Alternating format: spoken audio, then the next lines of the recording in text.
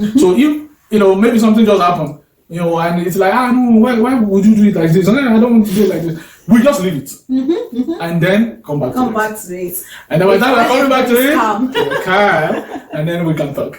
So, but some people just think a simple disagreement is the end of life. I will call mommy, I will call daddy, I will make sure I report you. I will. And that's what you say about that. You feel you always call somebody or some report every time. Those people, let me tell you the truth, they get tired. Oh, hello, this my spouse has done this and that. It gets a time. I'm tired. I don't want to. You don't tell me anything about your spouse.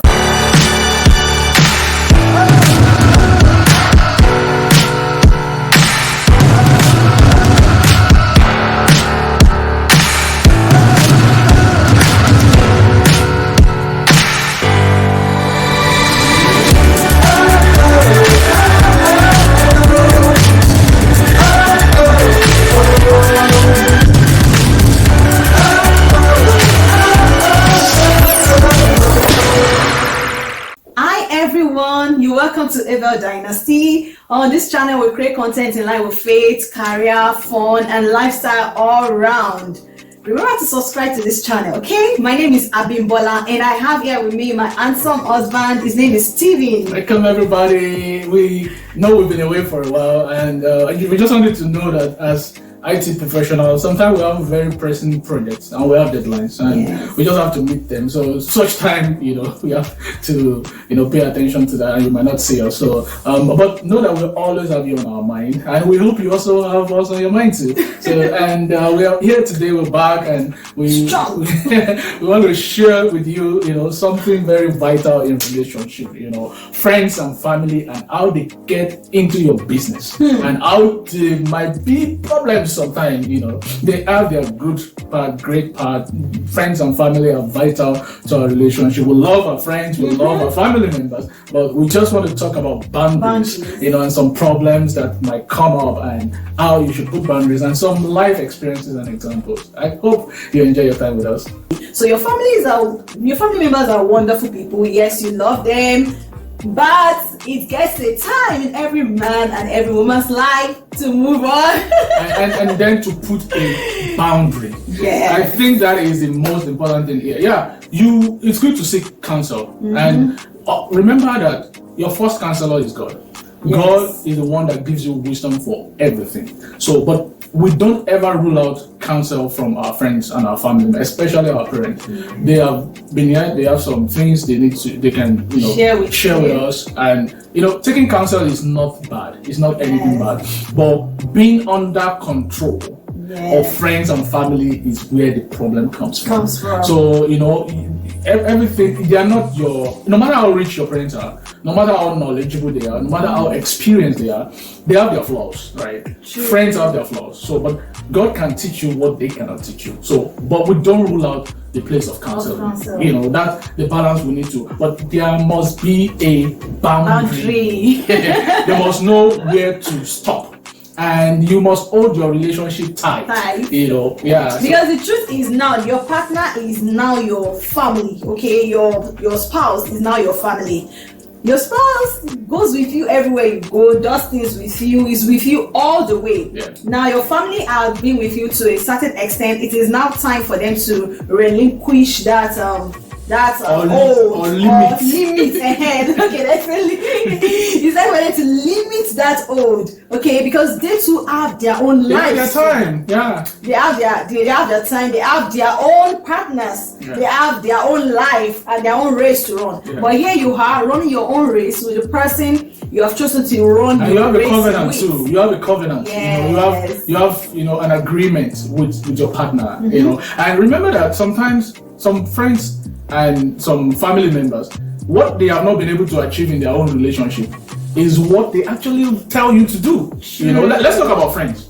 What a friend cannot even do or take in his or her own relationship, he or she will now be suggesting it to you. What they cannot achieve. Yeah. Okay, maybe they've not been able to make their partner give them a certain amount of money. Let's even give example. Let's give real example. So I had a situation in which a guy was saying that if my wife should do this, I'll just send her away. I'll just They come together and they say such things. I will send her packing. I will, they'll brag in front of their friends. Bragging with what they know is not real. And then you go to this same friend's house. Man, this guy is a gentle guy at home.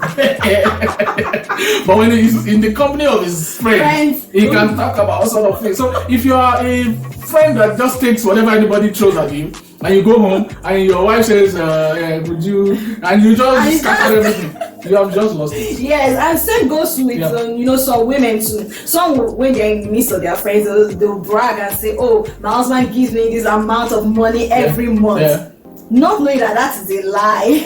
Why do people do that? That part I don't understand. You don't have to talk. Yes, if you don't have to, but this presentation of a perfect, front, perfect relationship, making other people feel like they don't know what they are doing, making other people feel like I'm enjoying, I'm having more fun in my relationship than yours, I'm enjoying much more than I don't know what they tend to gain. It's a complex, right? They want to feel superior, So if you run your life based on what other people say, or you run your relationship based on what other people say, you will be putting yourself in the line. Yes. And at the end of the day, you will discover that they are still keeping their relationship, but you just lost yours. To their wrong counsel. And the terrible thing is that once you lose yours to their wrong counsel, they will still be the ones to make to castigate you, to make you feel like, oh, so you did this, They will say, oh, you did this, and you feel like you said it. But you just and I've seen a company of women in which they come together to discuss their husband, not in the good light, to talk about the bad things their husbands are doing, and then. Some other women who are there who actually have good husbands who don't have the same experience. They want to feel among. So they will not start digging. Yeah, so they are scouting for a bad thing that the husband has done. I don't understand why you should want to feel among in that type of situation. If you are not, if your relationship is good, thank God for it and hold on to it and maintain it. And you don't have to feel among, with friends who, you don't have to feel among. Yes, you don't have to, join a pity party. You don't have to. Yeah. So and it's a peculiar. Your relationship is peculiar. You're not running another person's race. Yes. You're running your race. You're running your relationship. You're peculiar. God created you as a special person, and God made your own relationship. For you. That special person God has brought your way, especially for you. And when you are enjoying it, keep it. Don't trade it for things that you will naturally do away with. Be mindful of relationship. Naturally some people will want to just make you feel bad about your partner, and the fact that they know that you're enjoying your relationship is a threat. It's a threat to some people already, and they just want to see how much you really think you love that person. So they bring some news or fake accusation against the other person, and then they just want to see how much you will react. And then I had a situation in which a guy was coming to my house, and you remember that story, and this man he was quite older than me, and one thing he told me that shocked me was, he said, me, I don't like when women talk when I'm talking. I don't like when I'm discussing with people at home and in their house and their wife wants to talk about it. So I looked at him and I was like, okay, let me see where you're going with this. He said, so for example, if I come to your house and we're discussing something and your wife wants to be a part of that discussion, I will not come to your house again. I said, you better don't come to my house in the first place. Don't come because I don't have a secret life, with my wife. If you want to discuss anything, you better know that we are going to look into it together. If my wife is not my slave, so my wife is my partner, and we love each other and we want to do things together. So if you think that because you are discussing one matter, if your wife is there, I will not talk. I said, don't come. that was what I told the guy. I think at this point it will be safe to say you need discerning spirit. You need the spirit of discernment to be able to tell those that are good friends from those that are bad friends. Yeah. Okay, because some people are in the company of bad friends. That's why they will keep hearing some stuff. Although yes, your friends may not be bad people themselves. I'm not talking about that now. I'm talking about bad friends, like friends that are negative influence to you. Once you are able to discern, then it is safe to cut off that friendship, because you people, you're not on the same path. And at the end of the day, you see that when you cut some people off, you don't really have anything to lose. Yes, seriously. Yes. Because when they were there in the first place, they were negative influence. You don't. So build up courage enough to cut off people that have been negatively influencing, and be sincere when you're doing it. You know, sometimes you have your own personal sentiments. The people you are trying to cut off, they are not actually they are not negative. You know, so be sincere when you're doing it. But for people who have not been of help to your relationship, please, you need to be happy. And you need to guide what God has given you jealously. So don't trade it for flimsy excuses and things that you know, it's just like the parable of the talent. You know, God has given you. You are meant to trade with it and to multiply. You know, you are meant to be fruitful, even in your relationship. You need to be fruitful. So when you handle your relationship as if it's not important, you know, it's being unfaithful. Unfruitfulness, carelessness with what God has given you is unfaithfulness. So because your relationship is a gift from God. Yeah, it's a blessing from God. So you need to see it that way. So if you see it that way, it helps you to hold it in high esteem, and to give it a priority. And also let's talk a little more about family, especially extended families, and give a few examples. A mother-in-law comes to the house to look at what they are preparing. So whenever she comes, whenever the mother-in-law comes to the house, she tends to monitor the wife, like, so you guys cook, and you prepare this quantity of meat every day. Is this what you are spending my son's money on?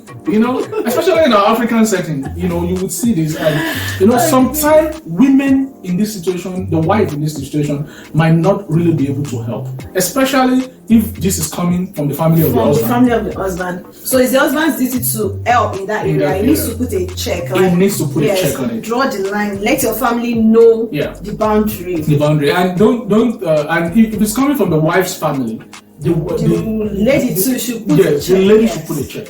It's not a time for you to sit down and start, joining your family to talk down your husband, or joining your family to talk down your wife. Except if the person will no longer remain your husband or your wife, or maybe you are seeking counsel for him or for her. Don't join other people to pull down your husband. I mean, what is that? What is that? Because your husband is you and your wife is you. So once somebody is pulling down your husband, they are pulling you down. And if someone is pulling down your wife, the person is pulling you down. Yeah, so don't ever join people to do that. If he or she is doing something you don't like, trust God for wisdom. If they want to counsel you and you believe in them, you believe in their counsel, take it, but don't pull your partner down.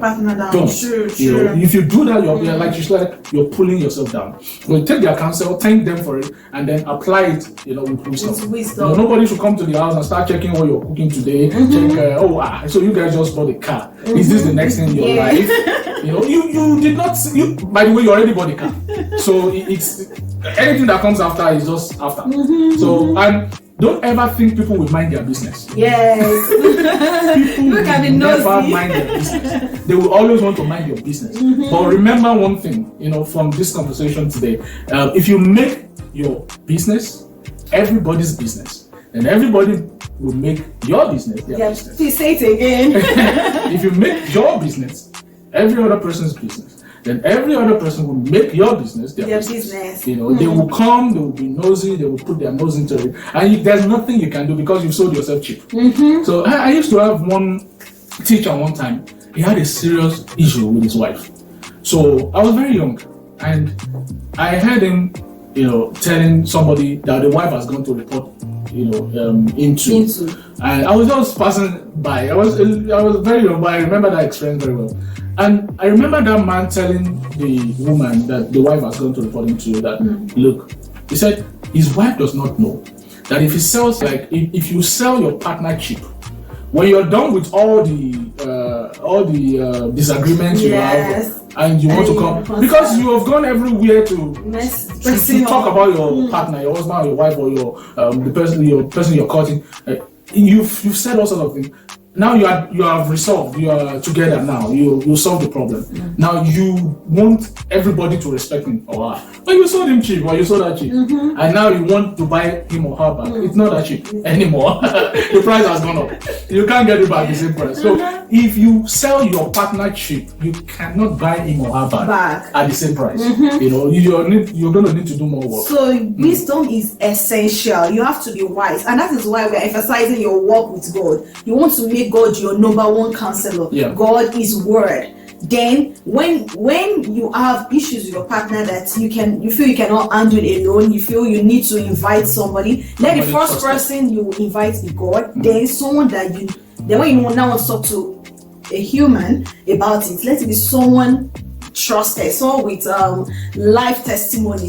Because there are some people in your eyes, you know that their marriage is not even working. Okay, their marriage. See, this has nothing to do with maybe their pastors or maybe they are old or maybe they are. It has nothing to do. It has nothing to do with even having money. Okay, there are some people you can see that they don't have testimony, life testimony when it comes to their relationship. They're not the best people to discuss your marital issues with or your relationship issues with. You want to discuss it with people that you can trust and believe that they work with God. And also, you know, there's also this common saying that don't go to your family member for counsel when it comes to issues between you and your spouse, because there's this general notion that the family member will surely be biased towards you, that you are their own. You are their own. Yeah. Although some people still say that they still trust their family member, that their family member will not be biased. If they are mature enough, you know, some family, by God's grace, God has blessed us with very good parents, you know, especially. So our parents don't even really, they don't get into our business. Yes, they don't. Personally. Thank God. And we thank God for it. They don't get into our business. And I think we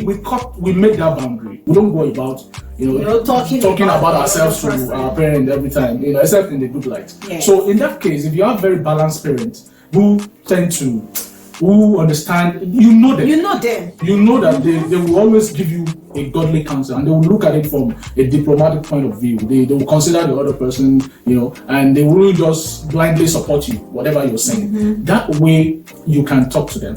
If not, some people are even much more trusted than your parents. Yes. So if you are trusted people, and if you know that, you know, truthfully you can handle that situation. Yes, you don't need to pray about it. Yes. You know, and then come together. You know, if addressing it at that point in time is going to be too, you know, difficult and things are still very odd and high, you can give it a little time, you know, but those little time don't make things complex.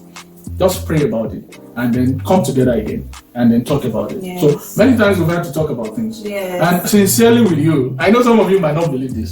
We have been married for 7 years and we've not had one day of reporting ourselves to we have never done that. Never ever reported ourselves it has to never anybody. So, and how have we been able to do this? We know that every issue can be resolved. That is the fundamental thing. Yes. We can resolve every issue. And knowing that we can resolve every issue, we tend to come back to it. So if, you know, maybe something just happened, you know, and it's like, no, why would you do it like this? And I don't want to do it like this. We just leave it. And then come back to it. And then by the time we're coming back to it, and then we can talk. So, but, you know, some people just think a simple disagreement is the end of life. I will call mommy, I will call daddy, I will make sure I report to you. And that's what you say about that. You feel you always call somebody or some report every time. Those people, let me tell you the truth, they get tired. So, hello, this my spouse has done this and that. It gets a time. I'm tired. I don't want to. You don't tell me anything about your spouse. I'm tired of hearing. Yes, because they are human being like you. They cannot sustain you. Another human is not designed to sustain. Not the word sustain. To sustain another human being. You're a sure person, that sure rock that can sustain you and carry you and not get tired. Is God. So turn to Him. So we just want to encourage you to hold tight what God has given you, your relationship, whether you're married or you're not married, it doesn't matter now. You know, this is another person in your life that you appreciate. Hold it tight. You know, and any counsel anybody gives you, wisdom is profitable to direct. Wait, check it. You know, and so okay, for example, let me ask you: somebody is telling you the next time your wife gets roasted, just give her a slap. Is that a godly counsel? No. I mean, you answer it. Capital N-O. You know, and then somebody says, if your husband don't give you this amount of money next month, just throw the money back at him. Take it from him, don't take it from her. Unlock his shirt. No, don't do this. When I take it hot for him or for her, he will just comply. One day, that relationship will break. You know, if you continue to do that. It might work for a while because the other person don't want trouble. You know, but if you continue that way, it's going to break. So we just want to say that, in a relationship, understand the type of counsel you take and weigh them. Every counsel, subject them to, the word of God, subject them to your own instinct. Don't just take somebody's counsel and run with it without checking it. Check every counsel. Give people boundaries. Don't bring friends and family, in between you into all your business. I'm not saying do away with them. No. That's all we are saying. We love our family, we love our friends, we love them, but we have boundaries. Yes. There are things we don't talk to them about. And I hope you enjoy this conversation. Yes, I enjoyed this conversation, and I'm sure you enjoyed this conversation. So interact with us in the comment section. Share with us your experience. Tell us what blessed you in this video of ours, and see you again next time. We love you. Bye.